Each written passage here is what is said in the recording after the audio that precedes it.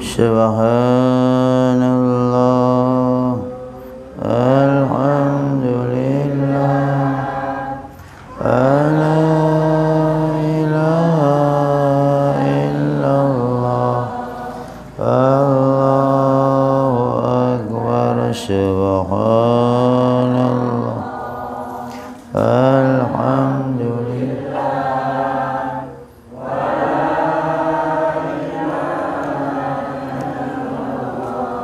Allahu akbar. Subhanallah,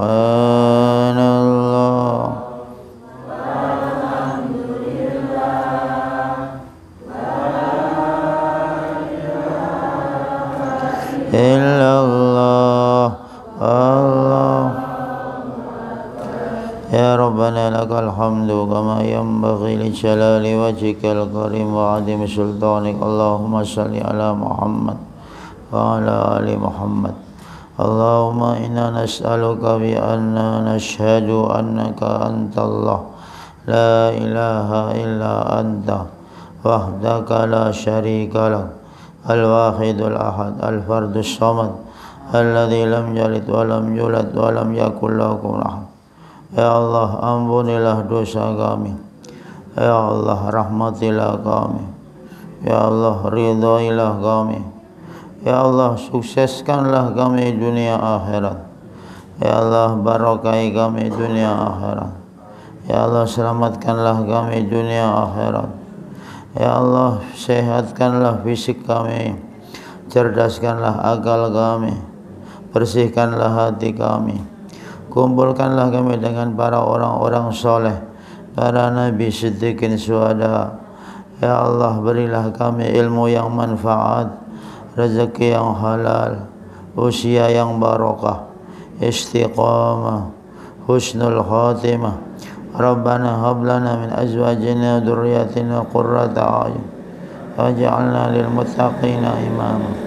Allahumma anfa'na bima 'allamtana wa 'allimna ma yanfa'una wa zidna ilma.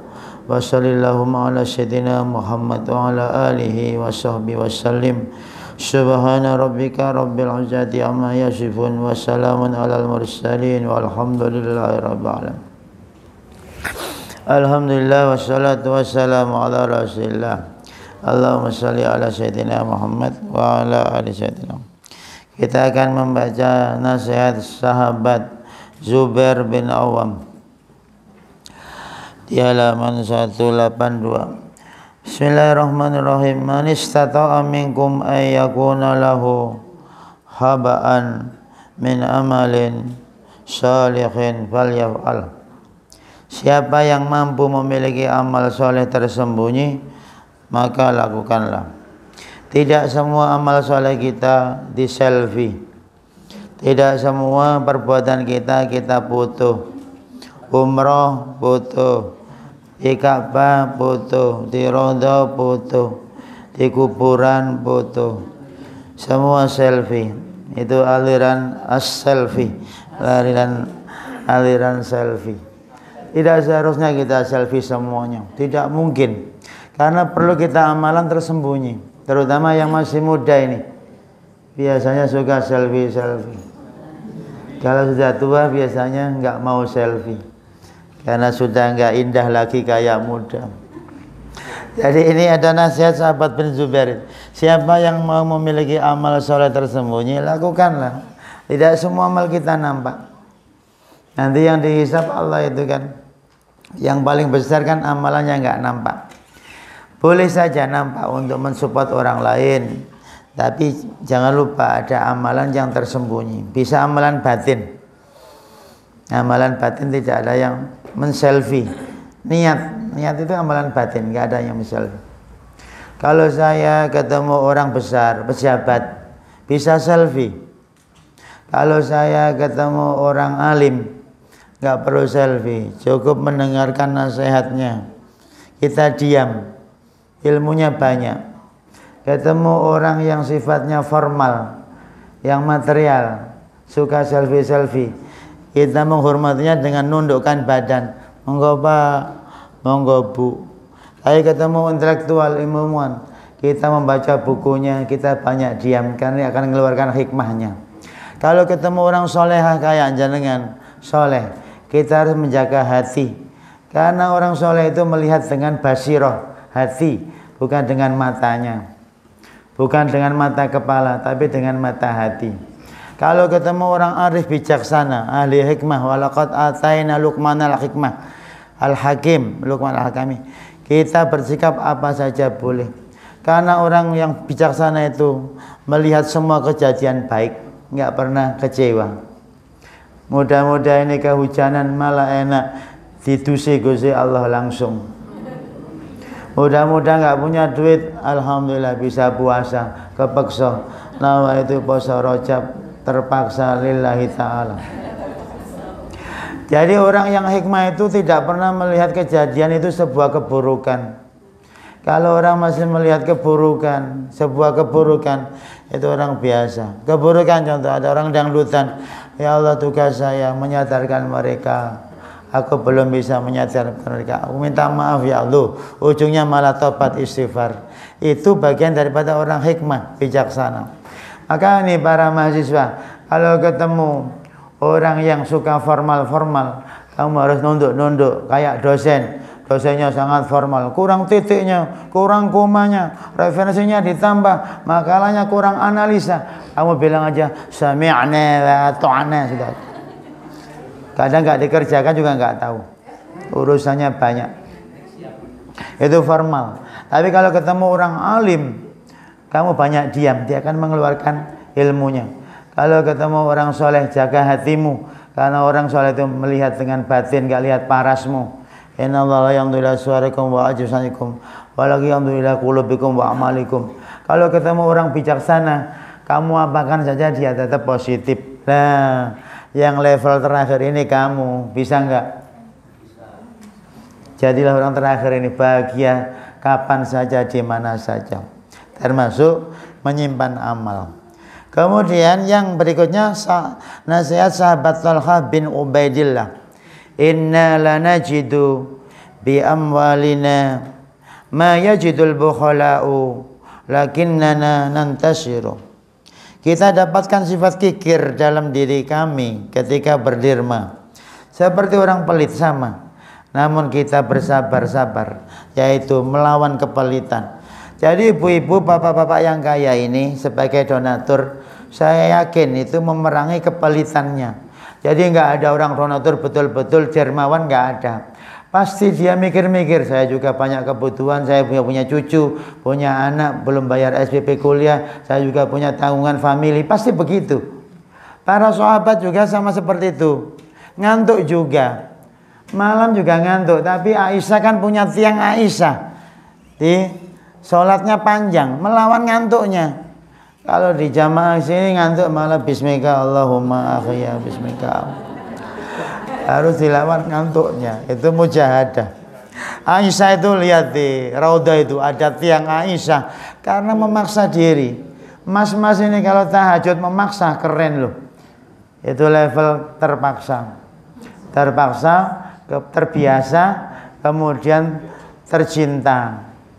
Level Anda harus dipaksa dulu. Jangan kemudian nggak usah tahajud daripada nggak ikhlas. Nggak bisa begitu. Harus dipaksa, nggak ikhlas nggak apa-apa.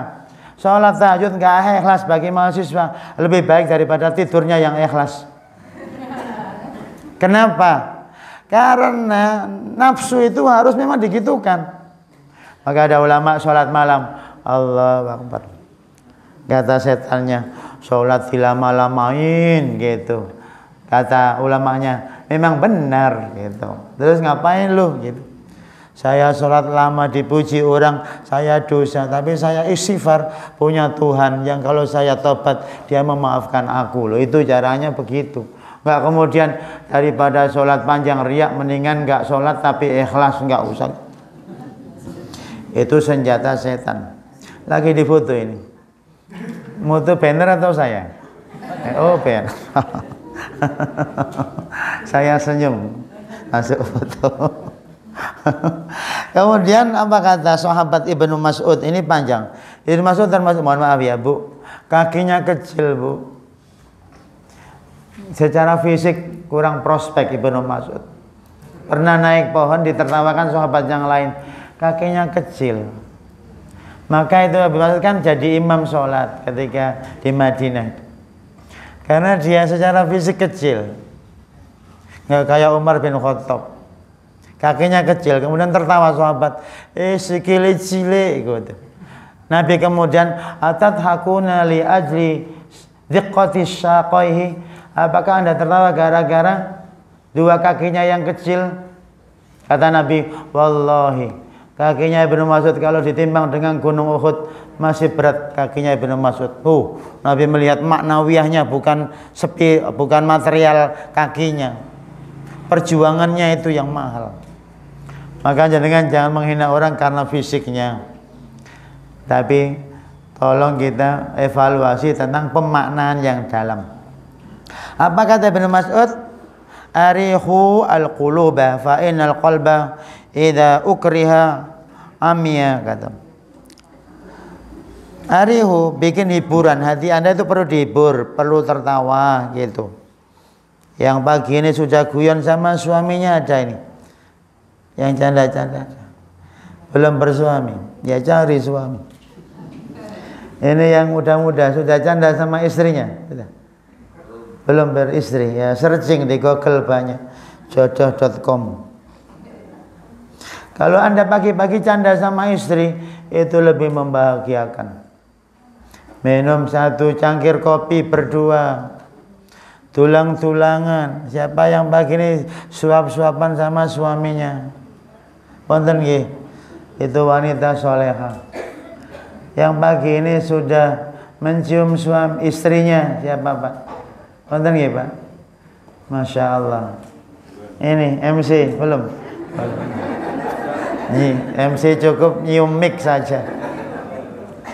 Rupanya ini dilihat dari apa?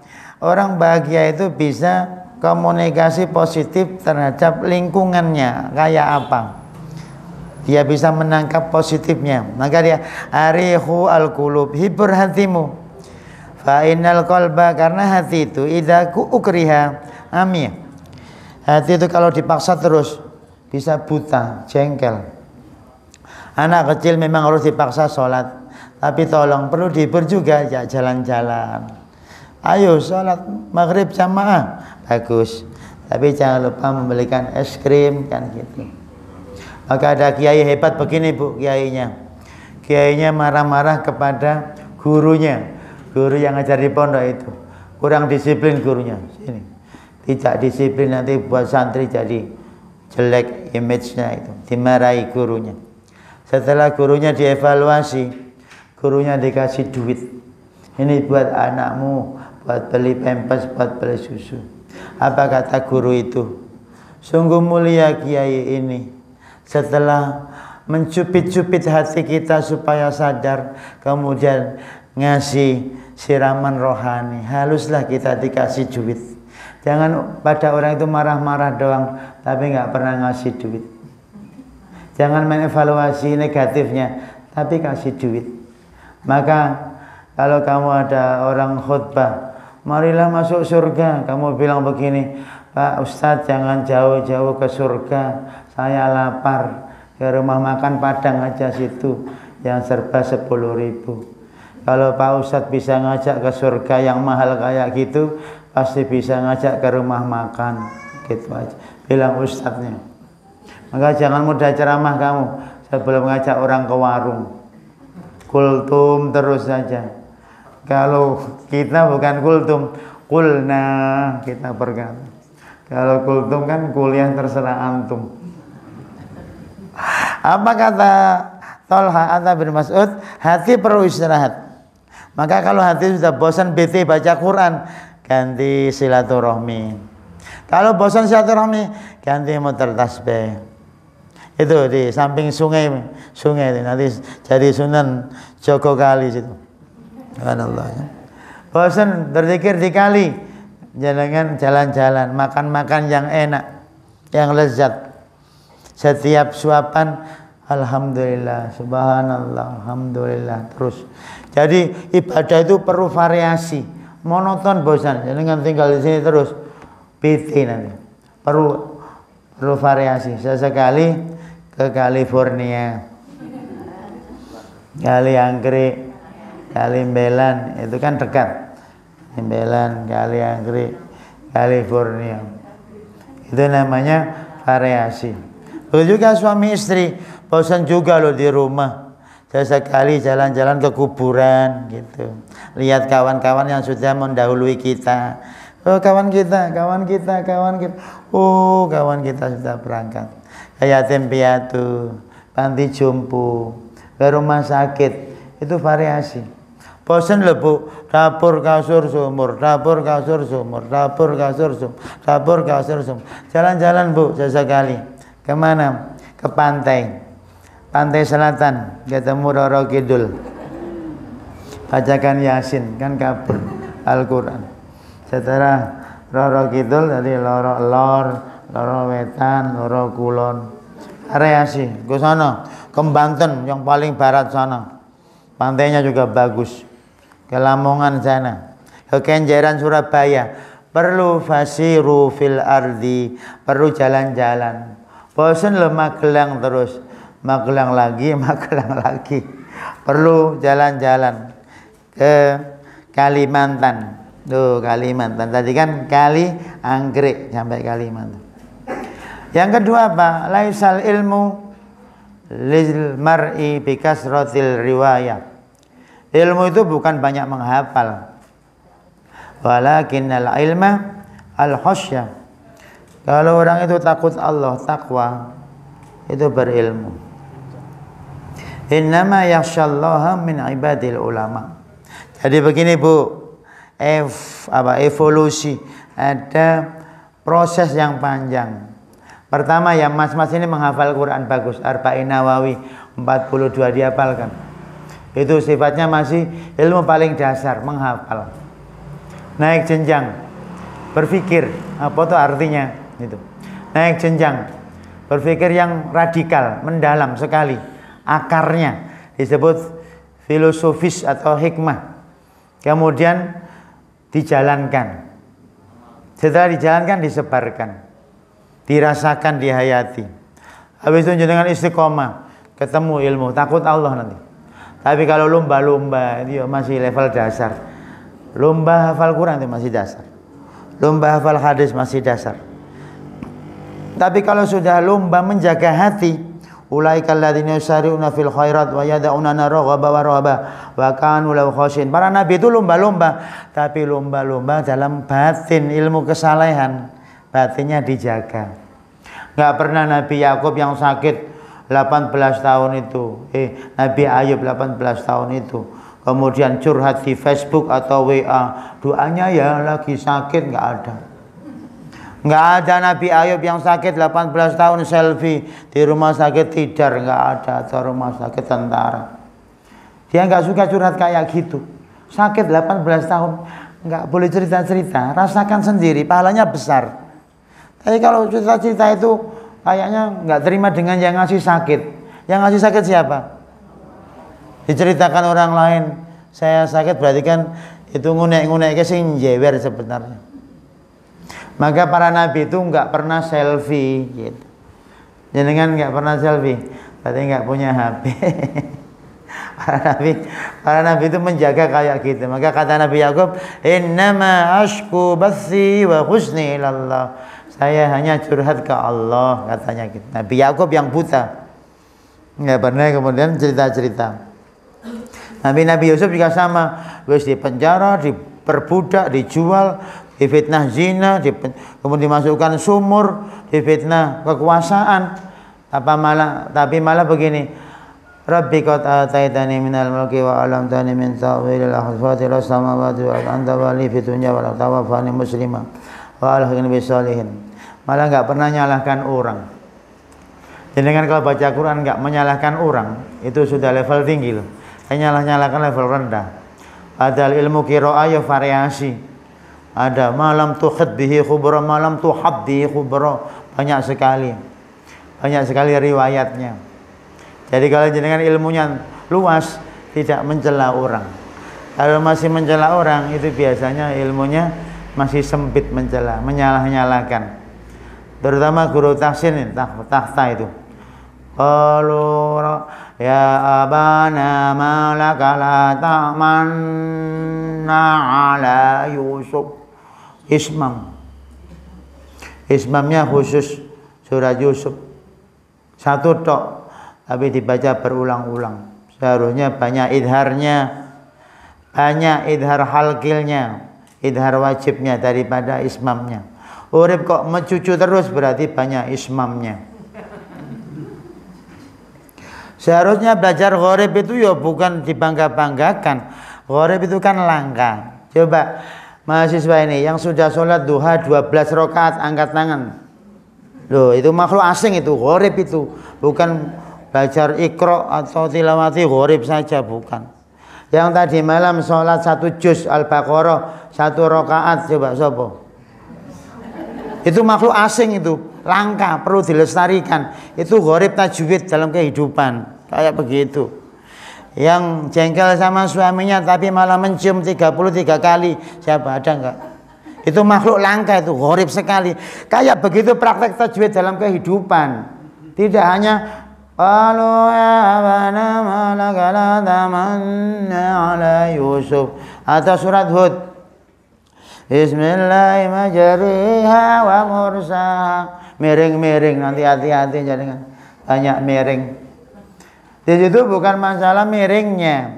Orang itu perlu ada sikap-sikap tertentu karena asalnya ya, tapi ditulis fathah supaya tahu aslinya ya, dimiringkan menjadi halo, tahu hakikat radikal pemikirnya begitu, akar katanya begitu. Nggak asal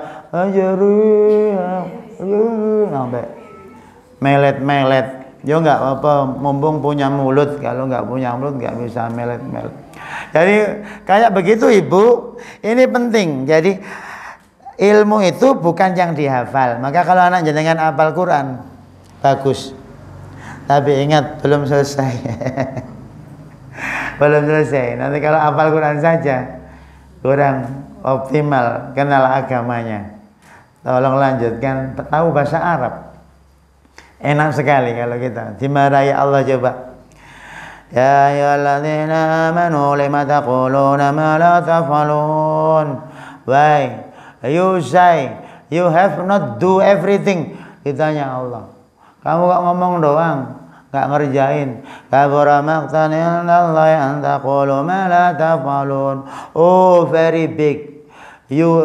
When you don't action everything, kamu dapat dosa besar, luar biasa. Itu sindiran dari Allah. Coba enak sekali kalau baca Quran ada artinya, Bu. Coba mak-mak yang susah ketemu surat Maryam, jangan susah Maryam, kamu itu pilihan Allah. Innallaha astafaki wa tahharaki wastafaki ala nisa'il alamin. Maryam, jangan susah, tapi memang harus susah dulu baru ada kata-kata don't be sad, kan gitu. Mbak-mbak ini silahkan susah dulu baru ada orang don't be sad, happy dong gitu. Penting juga. Maka Nabi itu susah, tapi baru turun ayat walaqad na'lamu annaka yadhiqu sadruka bima yaqulun fasabbih bihamdi rabbika wa qum minas sajidin wa'bud rabbaka hatta ya'tiyakal yaqin wala tahzan alam hayaq. Jangan bersedih, baru turun wala tahzan ketika sudah bersedih. Berarti penting juga sedih, menurunkan ayat. Akhirnya diajak Allah bicara. Maka penting ya ibu-ibu baca Quran naik jenjang, tahu artinya, dirasakan, dinikmati. Kemudian berikutnya apa kata Ibnu Mas'ud? Idza ra'aitum akhakum qarafa dzamban. Kalau kalian melihat orang berdosa, fala takunu awanan lisyaiton alaih. Jangan menjadi kawan setan dengan menjelek-jelekan orang enggak baik. Ada orang joget-joget, nggak boleh mencela orang joget. Mungkin terpaksa, adiknya lapar belum makan, tetangganya nggak peduli, terpaksa joget. Kalau makan bisa mati. Ada orang maksiat, jangan dimarahi, tapi disadarkan, dicela, jangan mencela. Karena kata Ibnu Mas'ud, jangan membantu setan dengan mencela mereka. Allah mahzi, ya Allah hancurkanlah mereka, ya Allah laknatlah mereka. Tapi mintalah selamat. Jadi kalau ada orang maksiat, tidak boleh mencela orang maksiat itu. Man ayyara akhahu bidambin lam yamut hatta ya'malah. Orang yang mencela orang yang berdosa itu kelak sebelum mati dia akan melakukan maksiat itu. Itu dalam hadis Bulughul Maram. Diriwayatkan dalam Kitabul Jami' oleh Ibnu Hajar. Siapa mencela orang yang berdosa, dia akan melakukan dosa itu sebelum mati. Maka kalau ada orang ngomongin orang, kita nggak boleh mencela. Ibu itu mesti ngomongin orang, nggak boleh. Monggo kita awali Yasin, akhirnya nggak ngomongin orang, nggak bisa berhenti sambil menunggu baca Yasin. Itu cara melarang secara tersirat. Jadi nggak usah langsung, nggak boleh lu ngomongin orang. Ya semua orang tahu, malah orangnya tersinggung. Ayo kita ibu-ibu sambil menunggu Ustadz Kasban, kita baca Al-Baqarah kan gitu. Wih, panjang sekali kan gitu. Tuh, akhirnya nggak bisa ngomongin orang. Terus apa kata Ibnu Mas'ud? Innalil qulubi syahwah. Syahwatan wa iqbalan. Hati itu juga punya apa ya? Semangat. Ada juga masa-masa futur, fatrotan wa idbar. Pasti Anda itu kalau dengan orang ada sukanya, ada bencinya. Begitu juga dengan waktu. PT, senang, gembira, itu bergulir sampai kiamat kita mati. Batil kal ayyamu nudawiluha bainana. Maka jangan mengandalkan cintanya manusia, jangan. Pasti dia akan benci. Jangan memvonis orang itu benci terus, suatu saat akan cinta. Dan dengan melamar perempuan kok ditolak, jangan putus asa. Ada wanita lebih cantik cinta Anda, cuma nggak mau berkata pada malu gitu. Jangan apa ini nggak jadi menikah, jangan kecewa. Masih banyak maskum mambang di taman-taman yang indah. Jangan takut, positive thinking saja. Bisa jadi kalau nikah dengan yang tadi Anda bertengkar, baru nikah setahun bercerai, bisa jadi. Kata yang sudah nikah, mendingan nggak ketemu dia ya. Kenapa ketemu dia? Lo coba beruntung. Maka syukuri yang detik sekarang. Ayo monggo hamdalah. Monggo sekarang disyukuri mawon. Sakit hati berarti hatinya perlu opname gitu aja, sudah selesai. Dibawa ke rumah sakit hati. Malah mengkayakan dokter kan itu. Syukur juga spesialis hati.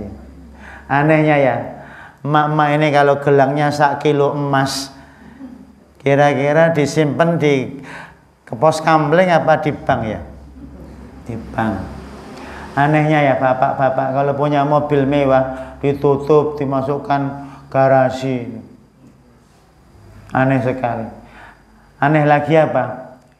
Punya jiwa dibiarkan, gak dititipkan ustadz. Ustadz titip jiwaku ya, tolong dibina. Ustadz titip anak saya ya, itu keren loh, ibu kayak gitu kan banyak ibu. Ustadz nitip cucu saya, itu keren sangat. Ini ibu tahu. Titip jiwa lebih mahal daripada titip emas. Lihat punya motor, mau ke terminal Tidar, titip di samping situ, lampu merah, titip. Penitipan motor, pernah nggak titip jiwa? Nggak pernah.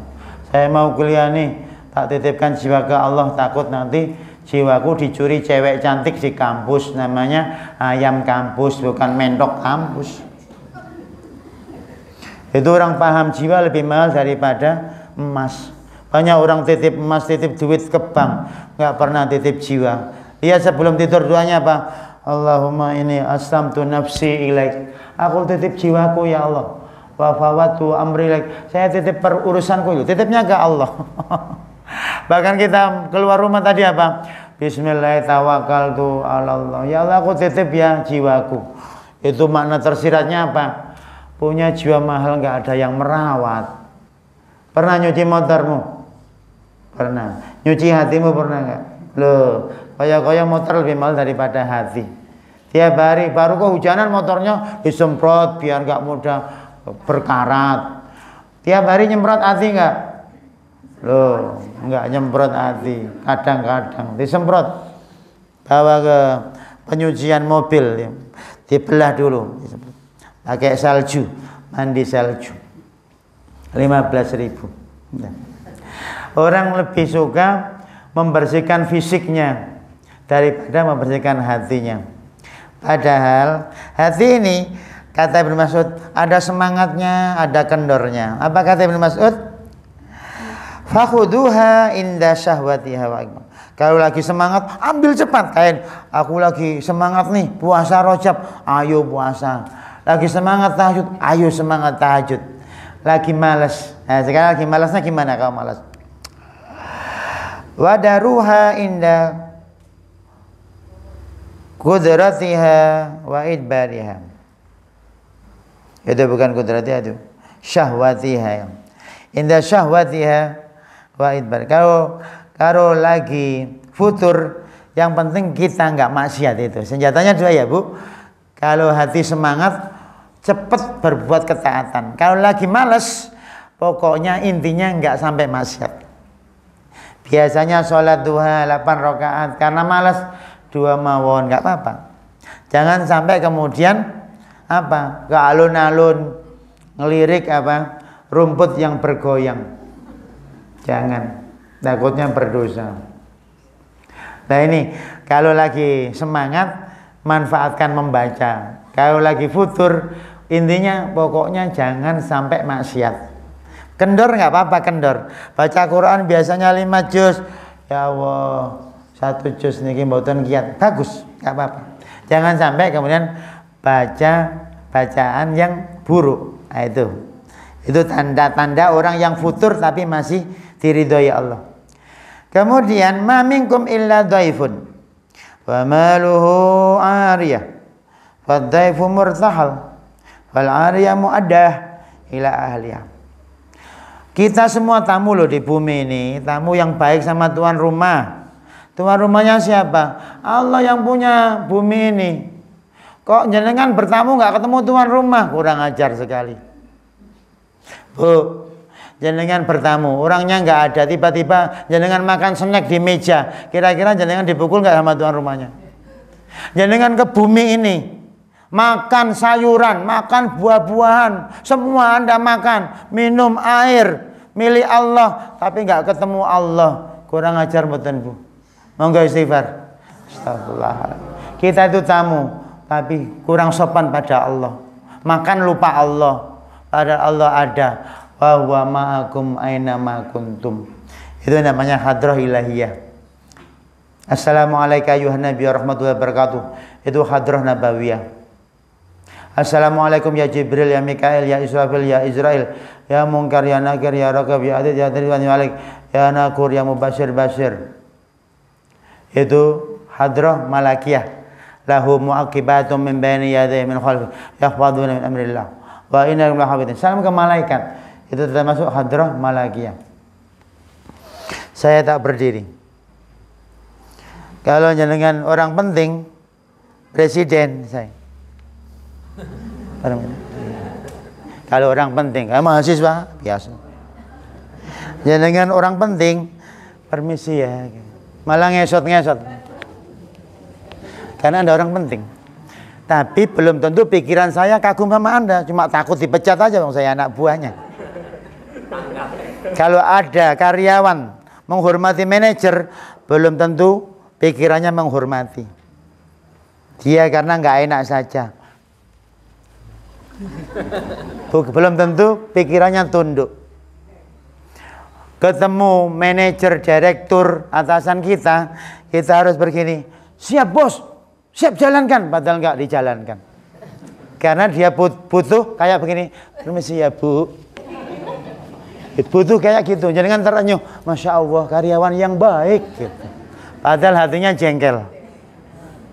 Maka ketemu orang yang fisikal, sifatnya jabatan hanya fisik, kita harus begini, permisi ya Pak, sampai cium tangan wolak-walik. Itu kekuasaan sifatnya materi, mudah dikelabui dan nggak lama. Setelah kepalanya itu pensiun, nggak dihormati lagi. Sorry lah ya, emangnya lu siapa? Itu palsu. Penghormatan yang jabatan struktural kekuasaan palsu. Kecuali orangnya punya ilmu dan moral. Maka kalau ada menteri, ada pejabat, dimulia-muliakan, kan selama menjabat. Setelah nggak jabat, tangkap KPK. Ini nggak perlu dimasukkan. Tapi kalau jenengan ketemu orang alim, jenengan mendengarkan nasihatnya, beruntung sekali ya Allah. Dingin sekali kata-katanya sampai aku ngantuk. itu Kemudian kalau ketemu rohaniawan, ahli batin, kita jaga hati kita.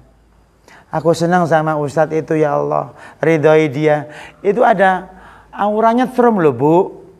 Orang terlihat loh jengkel dari mukanya, itu yang dibaca oleh orang alim doang.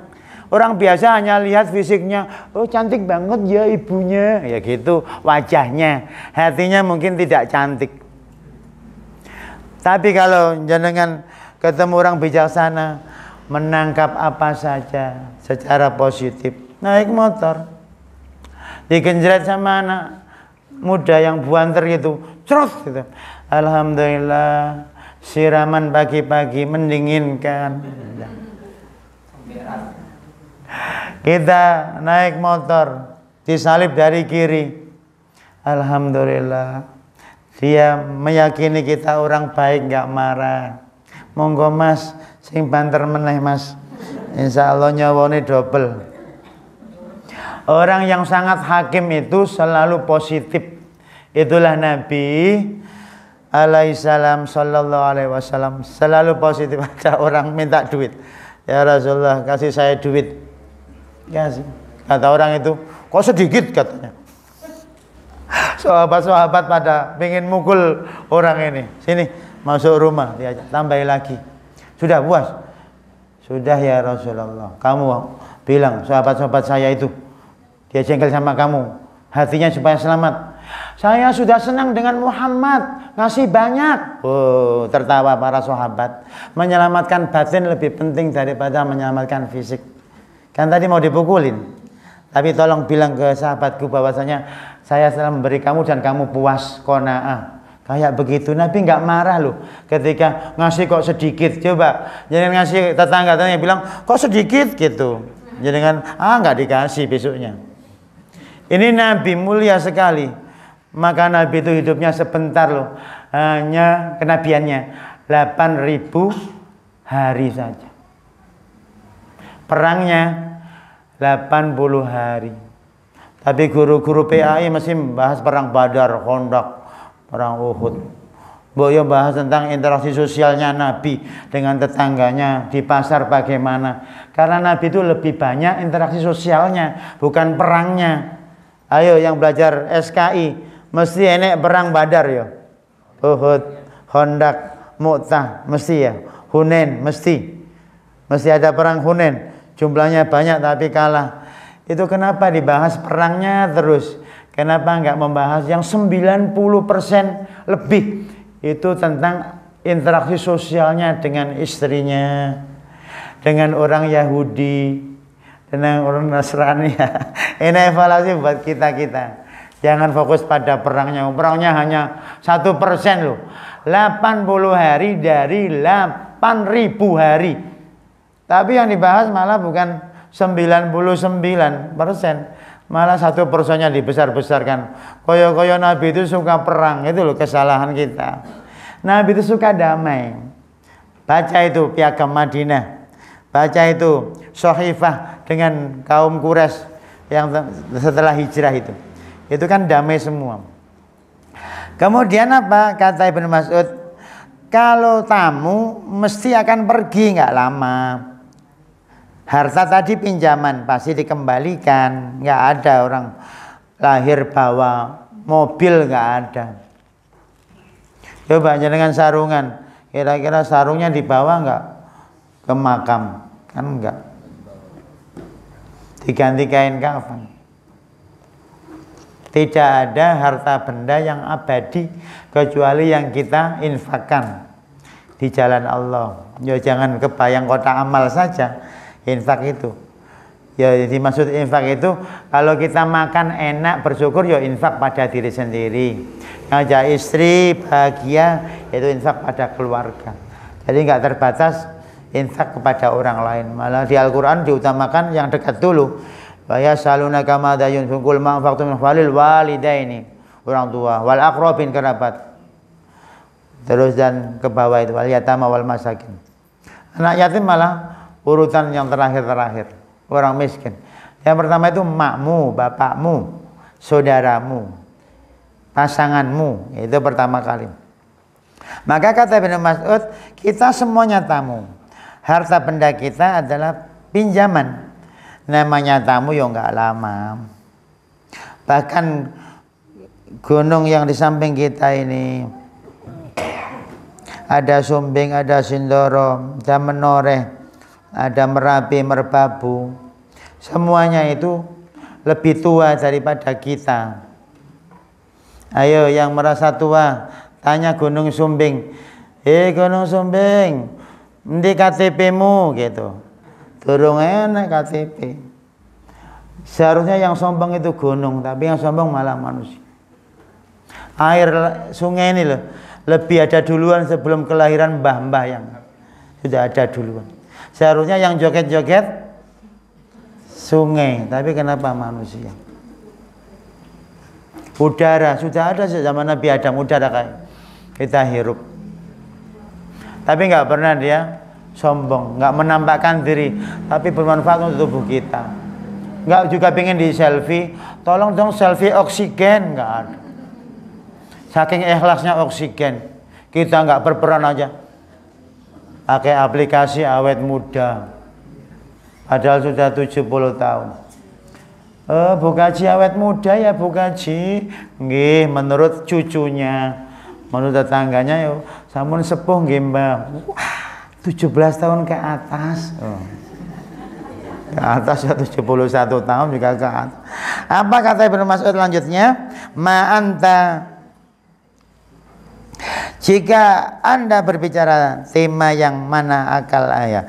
Ma anta bimuhaddis qauman hadisan la tablughuhu uquluhum illa kana li ba'din fitnah. Kalau bicara pada anak kecil ya tema kecil. Kalau bicara pada orang besar tema besar. Ini kan orangnya pada menengah ke atas, pendidikannya tinggi, maka temanya harus tinggi. Bukan tema yang rendah-rendah. Karena temanya harus tinggi, karena ibu-ibu rata-rata kaum berpendidikan. Mas-mas ini juga berpendidikan. Maka temanya harus mendalam. Kalau temanya baca ayat saja dan terjemahnya yo, kamu ngantuk langsung ke alam lain. Bismika Allahumma ahya, bismika amut. Tapi kalau pemaknaannya dalam, contoh, Anda menulis itu pakai pulpen. Adik Anda yang kecil nulisnya pakai pensil. Kita maknai. Pensil mudah dihapus kalau salah. Hati-hati gitu. Yang dewasa nulis pakai pulpen, nggak bisa dihapus kalau salah. Anak kecil salah mudah dimaafkan. Orang besar salah dimaafkan, tapi diingat-ingat terus, nggak lupa. Hati-hati, itu filosofinya pulpen dan pensil. Itu pemaknaan yang dalam. Jangan disebut bapak, bapak, ayah. Ayah itu ya artinya tanda-tanda kebaikan. Jadi ayah kok tanda keburukan, bukan ayah. Makna filosofisnya begini. Ibu, namanya ibu itu tempat berlabuh. Ada semua masalah diceritakan ke ibu. Ibunya ya sampai bingungnya ya. Terus pendapat ibu ya. Saking banyaknya masalah, tempat masalah ya ibu, anaknya curhat, mantunya curhat. Kalau anaknya nggak berani curhat, berarti ibunya serem, bukan ibu. Ibu yang baik itu anaknya mampu cerita. Ma, ono apa gitu. Urip iku ngene ya, Ma, ya ket biyen nek ngono ya dudu urip. Terus piye, Ma? Ya sing sabar mek syukur wae. Wis sabar, Ma, ya kudu sabar terus sampai mati. Enggak ada selesainya. Oh, maknya itu sudah pengalaman jauh. Kalau masih 20-an tahun, 25 tahunan, hati-hati. Harus dekat orang tua, nanti pasti ingat kuburan terus. Ini yang muda-muda, deketin orang-orang yang lemah, cacat, yatim, orang menderita itu cepat menajamkan batin. Subur sekali hati Anda. Tapi kalau Anda jogging terus goes-goes terus climbing of the mountain, naik gunung, alamat jenengan langsung sampai puncak selfie. Sudah puncak nih andong kan gitu. Enggak tahajud di sana malah selfie. Ke andong sana jenengan baca Quran khatam keren loh. Malah selfie. Puncak andong. Terus ngapain? Apa malaikat di kuburan nanya, "Apakah Anda pernah ke puncak andong?" Enggak tanya. Kalau ditanya itu Al-Quran, akhlak. Iqra warattil. Maka kalau jenengan naik gunung boleh, tapi sono sholat tahajud. Saya pernah naik ke Gunung Sinai, Tur Saina sana, Mesir, perbatasan Palestina. Berangkat jam 5 sore sampai puncak sekitar jam 1. Nggak ada pohon. Mau nggak ada apa ini? Susah air, nggak ada air. Wudunya tayamum aja. Allahu Akbar. Tak lihat langit.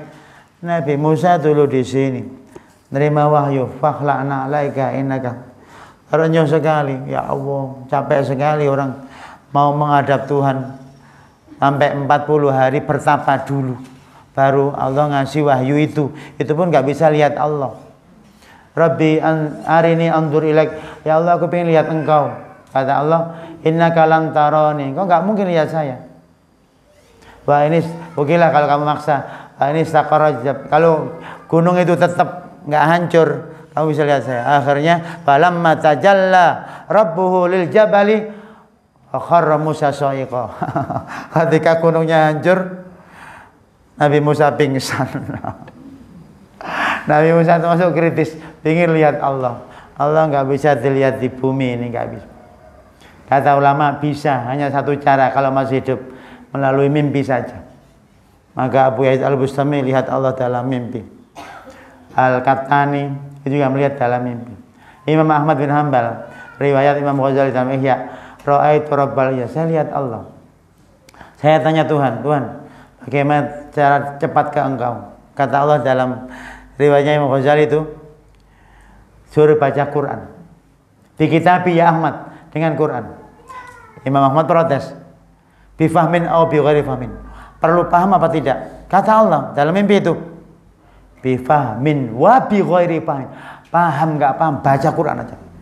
Itu versinya Imam, baca tentang Kitabul Quran di Ihya Ulumuddin, baca. Kalau Anda mau baca, kayaknya nggak mau baca, udahlah percaya Ustaz Kasban aja. Kalau yang saya ceritakan tadi Al-I'tisam karangan Imam Satibi, menceritakan mimpinya Abu Yazid Al-Bustami sama Al-Qattani. Gitu. Jadi kata Abu Yazid, ya Allah bagaimana cara sampai ke engkau? Kata Allah dalam mimpinya, utruk nafsaka, tinggalkan nafsumu. Mata kemarin nafsunya dibuang, pingin tenar, pingin buang umrah biar dianggap bu umrah 2 kali loh, bu 3 kali loh, bu aku umrah sudah 7 kali ini. Oh ya, bu umrah pangkat 7 sudah. Tolong dijaga kayak gitu. Contoh, jenengan sudah haji, sudah umrah. Orang cerita, ya Allah Mekah itu indah sekali, subhanallah. Atau jenengan sudah ke sana. Masya Allah, jangan pura-pura nggak tahu. Masya Allah, gitu, subhanallah. Wah aku wis rono, nggak usah gitu.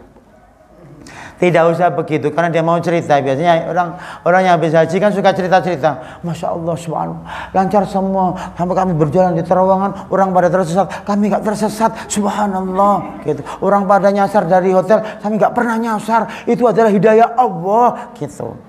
Jadi kan dengarkan dengan baik aja. Yang penting dapat oleh-oleh.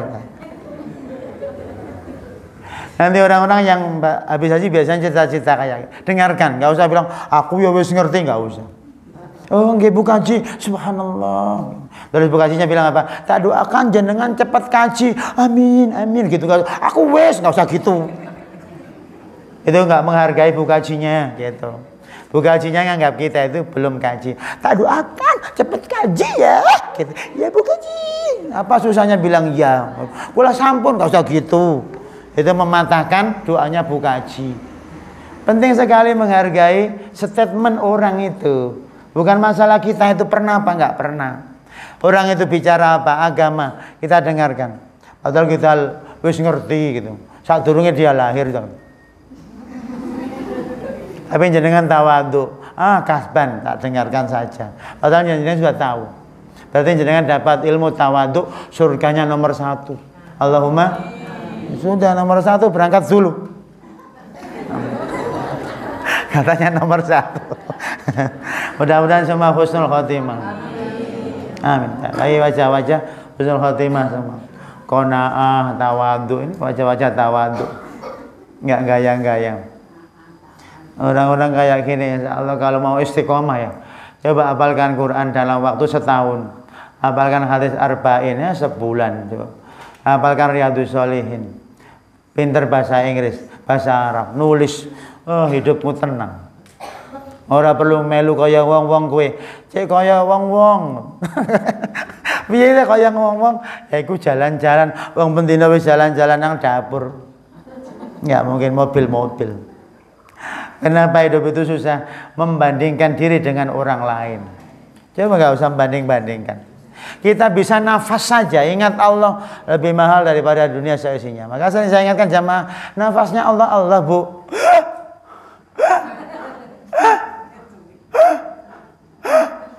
Itu pahalanya besar bu. Itu prakteknya begitu, tapi nggak usah gitu kalau di jalan nanti. Ini aliran kasbaniyah kah? Ya, nggak usah. Maksud saya, setiap nafas itu hati jenengan ingat Allah. Itu tenang banget. Jadi nggak usah di selfie gini. Lagi zikir nafasnya nggak usah gitu juga. Itu urusan Anda. Ini wiritan penting.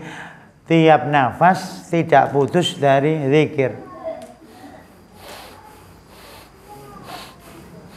Mau marah praktekin aja. 100 kali dulu baru marah. Insya Allah nggak jadi marah, karena yang dimarahi sudah hilang. Oh sudah hilang, melek sudah hilang. Mudah hidup, kata Nabi itu orang hebat di dunia adalah orang yang bertahan melawan hawa nafsunya, bukan yang berpangkat, bukan yang miskin, bukan yang kaya, bukan. Orang kok mampu melawan nafsunya. Coba ini, nanti kamu tak suruh milih salat duha 2 rakaat apa 12, mesti milih loro. Lawan 12. Baca amma yatasaalun sampai An-Nas. Kamu pasti jengkel. Kalau sudah sering jengkel, akhirnya jengkel itu jengkel sendiri. Jadi terbiasa. Coba ini mahasiswa, sholat duha, sak juz. Saya yakin kamu jengkel. Karena levelnya masih level kepeksa. Tapi kalau sudah terbiasa, Allah amma yatasaalun kalla saya sama kalla Allahu Akbar sampai An-Nas. Dipaksa. Kalau nggak dipaksa nggak punya sejarah kayak gitu. Nanti cerita ke malaikat. Saya pernah loh sholat duha sak juz, kepaksa nggih. Nggih. Yang penting kan ada cerita dan kita istighfar. Astagfirullah, saya kok nggak ikhlas loh, jadi ikhlas. Orang yang nggak ikhlas ngaku nggak ikhlas, tobat jadi ikhlas. Dalilnya akhir surat Furqan, ulaika yubaddilullahu sayyi'atihim hasanat. Amalan-amalan yang enggak ikhlas, kalau jenengan tobati jadi ikhlas. Tuhan, saya sedekah kok mboten ikhlas, ngapunten nggih. Ikhlas. Nanti baca Al-Furqan. Ulaika yubaddil. Tafsirnya, kesalahan-kesalahan mereka dijadikan Allah kebaikan-kebaikan. Masya Allah. Jangan sampai begini. Daripada sholat enggak ikhlas, mendingan enggak sholat ikhlas. Salah. Justru kesalahan sholat tadi diimbangi tobat, malah jadi amalan baik. Terus selanjutnya, lau sahirtu min kalbin. Seandainya saya menghina anjing, Ibnu Mas'ud enggak menghina anjing. Kalau jenengan ketemu anjing kok nyepelekan, najis. Kata anjingnya, memang takdirnya begini gimana? Sejak lahir gawan bayi piye? Mosok sing salah kowe aku.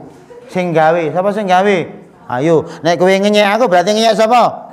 Akhirnya, ya Allah sepurane ginjing, ya. Terus jenenge lewat anjing, dagingnya haram. Hus.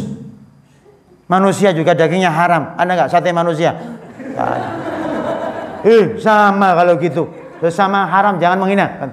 Maaf ya anjing. Yo, paham gue. Itu makanya jangan menghina anjing.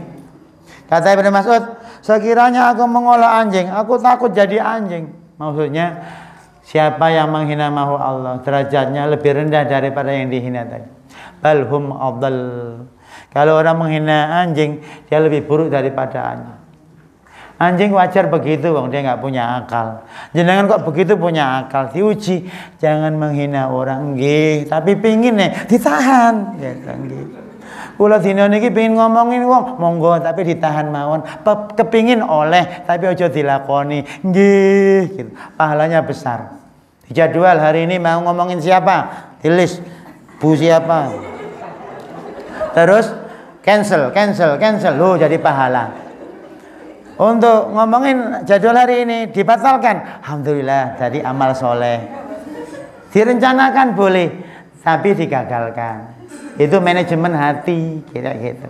Ini mudah-mudah pengen pacaran, boleh, wajar. Nggak gay, nggak lesbi, boleh. Aku pengen punya pacar, boleh. Tapi nggak usah pacaran, gitu loh. Boleh pacaran setelah akad nikah, gitu. Jadi mbak-mbak yang pengen pacaran normal, berarti nggak lesbi. Mas-mas pengen pacaran normal, itu berarti nggak gay, boleh. Yang nggak boleh itu pacarannya. Kalau pingin boleh-boleh saja, wong pingin. Aku pingin pacaran. Yang nggak boleh ya pacarannya. Betul nggak Bu? Bu?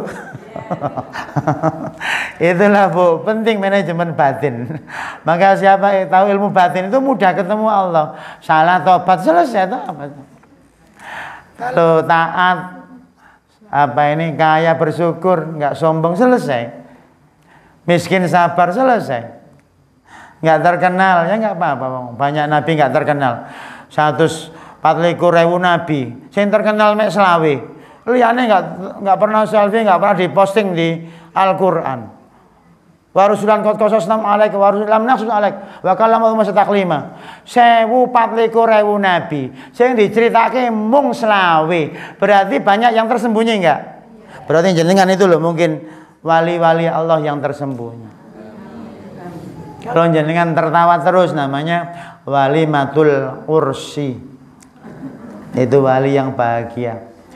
Kalau kok sedih terus berarti walimatul khitan. Kesakitan, kepanasan. Kalau jenengan kadang senang, kadang susah ya, wali asrama, wali kelas. Kalau mau lengser ya wali kota. Diganti yang lainnya. Kalau ibu-ibu ini walidayya. Dua orang tua kami. Ada para sahabat itu, Imam Waqi tabi'in, itu humoris orangnya. Abu Hurairah juga humoris, Nuaiman humoris. Kalau ngaji suka canda-canda, guyon. Tapi ada kiai-kiai nggak mau guyon, serius. Selanjutnya, man sahhaha batinahu bil muraqabah wal ikhlas, zayyana Allah dhahirahu bil mujahadah wa tibaush. Siapa yang meluruskan batinnya maka dia dikasih Allah kekuatan mujahadah dan mengikuti. Itu nasihat Ibnu Mas'ud. Kalau begini tak lanjutkan, jangan langsung ke alam lain. Maka tipe orang Indonesia itu suka tertawa. Nggak ada duit nggak apa-apa, yang penting guyu. Guyu terus orang Indonesia. Gak punya duit, Mbak Yu sehat nggih gitu. Iya Mbak Yu gitu. Padahal dia nggak punya uang. Itulah kehebatan orang Indonesia. Susah senang tertawa. Itu warisannya mak lampir kan. Kalah menang tertawa. Kalau jenengan kalah menangis, menang tertawa, hidupnya baru 50%. Hiduplah kayak mak lampir, kalah menang tertawa. Kalah menang. Hebat juga mak lampir ya Allah. Masa kalah dengan mak lampir? Susah tersungkur dilawan kakek jabat tertawa. Menang dia mengalahkan Farida tertawa. Kenal Farida Bu? Berarti sudah tua. Farida itu ini nggak kenal paling Farida. Kenal Farida? Lo nggak kenal. Gerandong kenal Gerandong. Oh nggak kenal, berarti ini masih muda. Ibu-ibu yang kenal Mak Lampir kenal ya. Itu RRI 3:30 sore Misteri Gunung Merapi. Kemudian tertawa. Jadi kan kok masih kenal, berarti memang seangkatan. Berarti sudah tua. Kita belajar dari Mak Lampir. Kalah tertawa, menang tertawa, hidup itu lucu. Perlu kita tertawakan, nggak ada duit guyu wae. Gusti kula mboten nggak ada yatra. Ati, kowe ora iso nang ndi, nafsumu paling nang masjid wae. Nggih. Gusti, saya sakit, alhamdulillah. Berarti rezeki pasif meneng wae sabar, wong sakit pahala gede loh. Tapi nek sehat, kudu sholat, Allah aktif. Pahalanya yang downloadnya pakai aktif. Kalau sakit pasif meneng wae. Itu pahala. Kurang apanya Allah? Masa hanya investor pasif saja? Modal sakit sabar dapat pahala. Berarti kalau orang sakit sabar, Masya Allah, terutama yang sudah usia kepala 7, kepala 8, gampang keringgingan, itu insya Allah surga itu. Makanya sembujung wae. Mbah-mbah ingkang sampun sepuh, kula yakin Mbah jenengan sampun mboten kitung masuk angin nih. Pun ngunjuk tolak angin nggih mboten kitung. Jenengan insyaallah ahli surga Mbah.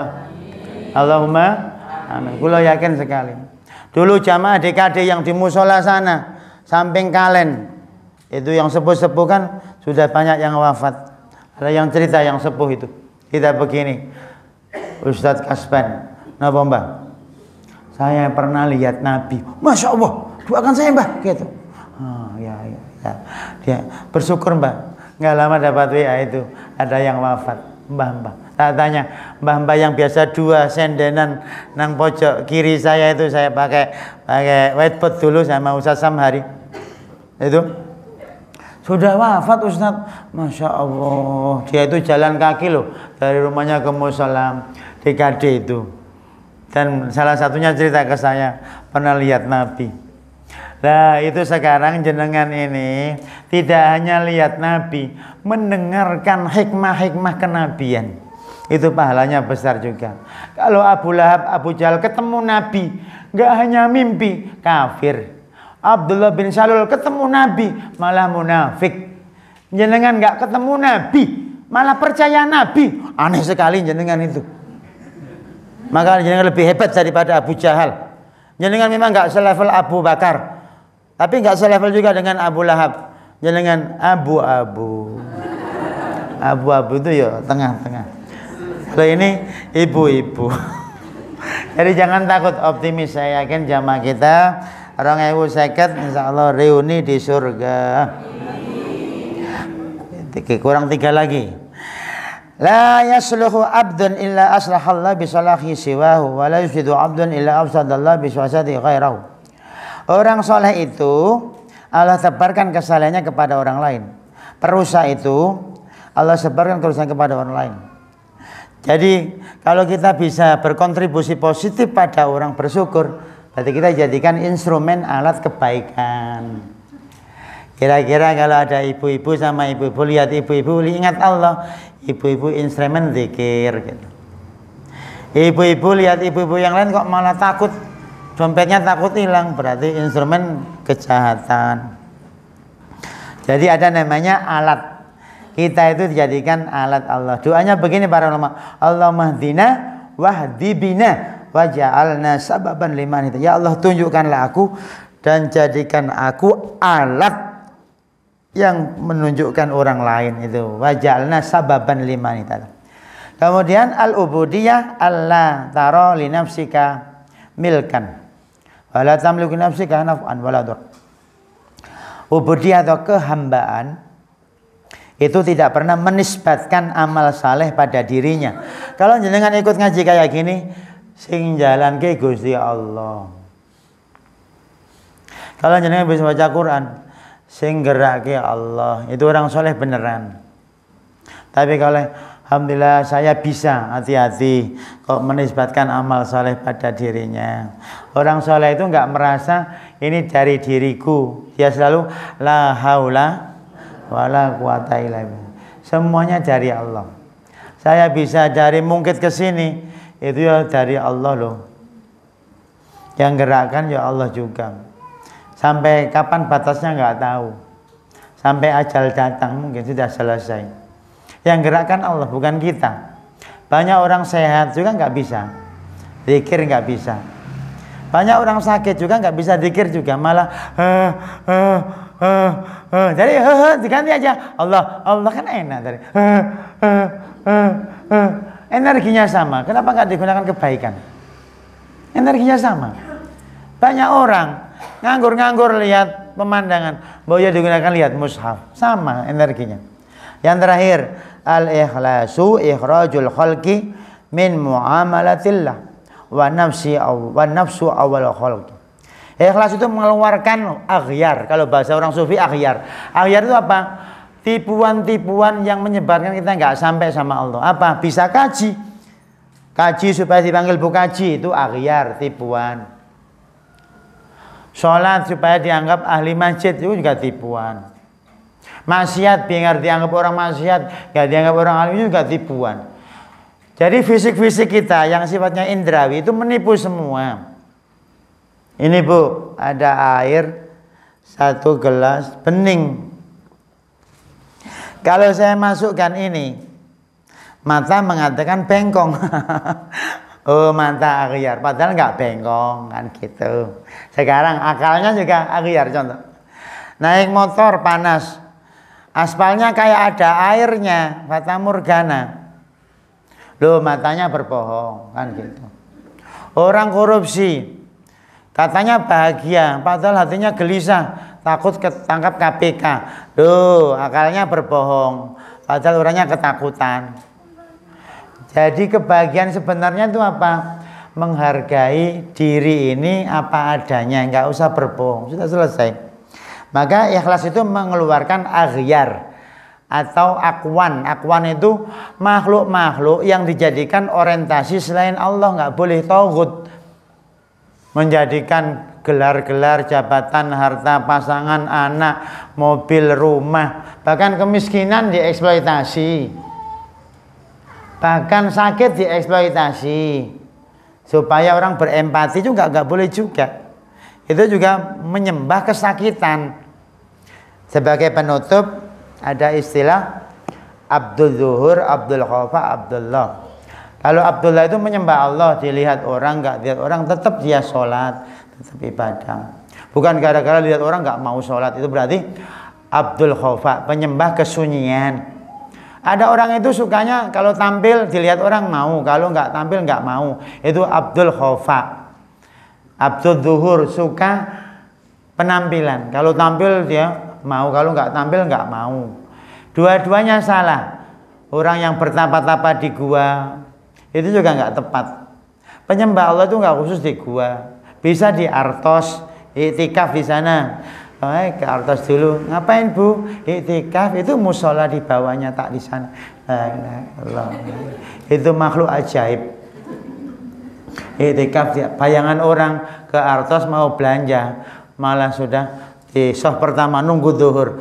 Allah. Pulang habis sholat duhur, alhamdulillah sudah iktikaf di Artos.